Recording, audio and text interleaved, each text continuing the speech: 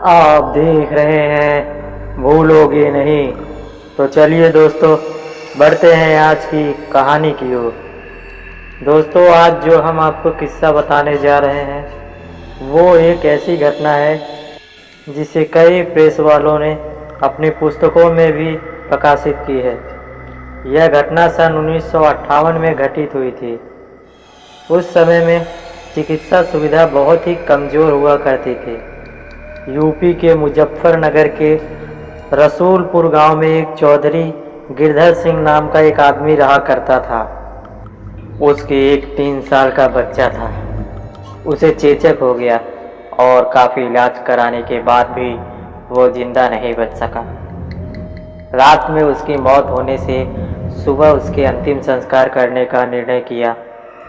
उसी रात को मुजफ्फरनगर के एक दूसरे गांव में शोभाराम नाम के एक आदमी की बैलगाड़ी के पहिए के नीचे आ जाने से मौत हो गई।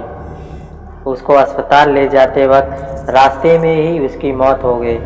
मृतक के घर वालों ने उसका दाह संस्कार कर दिया। दूसरी तरफ जब रसूलपुर में उस मृत बच्चे को दफन करने के लिए जंगल जाने लगे, अचानक रास्ते में उसके शरीर में हलचल हुई और वो उठकर खड़ा हो गया। लोग ये देखकर दंग रह गए, लेकिन बाद में उसको जिंदा देखकर सभी खुश हो गए। लेकिन लोगों को ये पता नहीं था कि उस बच्चे के शरीर को किसी और की आत्मा ने जकड़ रखा था। उस 3 साल के बच्चे में 23 साल के शोभाराम की आत्मा घुस चुकी थी।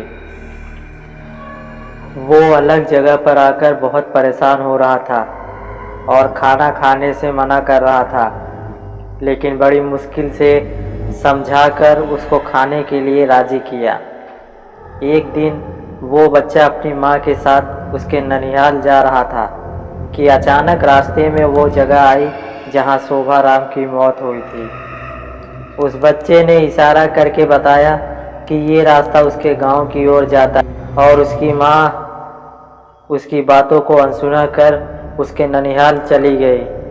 उसके ननिहाल में आत्माराम के गांव का एक आदमी जगन्नाथ किसी काम से आया। आत्माराम की आत्मा ने उसको पहचान कर उसे आवाज़ लगाई। जगन्नाथ को बच्चे के मुंह से अपना नाम सुनकर अचंभा हुआ। जगन्नाथ के पूछने पर उस बच्चे ने उसका पूरा इतिहास बता दिया और बोला कि मेरी मौत से पहले ही तुम लोगों ने मुझे जला दिया, और इस बच्चे के खाली शरीर को देखकर इसमें रहने लग गया। जब जगन्नाथ ने ये बात अपने गांव में बताई तो उसके पूरे परिवार के आत्माराम से मिलने चले गए। उस बच्चे ने सबको पहचान लिया और वो उनके साथ उसके गांव चल दिया और उसने वापस रसूलपुर आने से मना कर दिया, लेकिन लोगों के समझाने पर मान गया। इस तरह वो 2 परिवारों को साथ लेकर चलता रहा। तो दोस्तों, आज की कहानी बस यहीं तक। मिलते हैं फिर एक और नई कहानी में।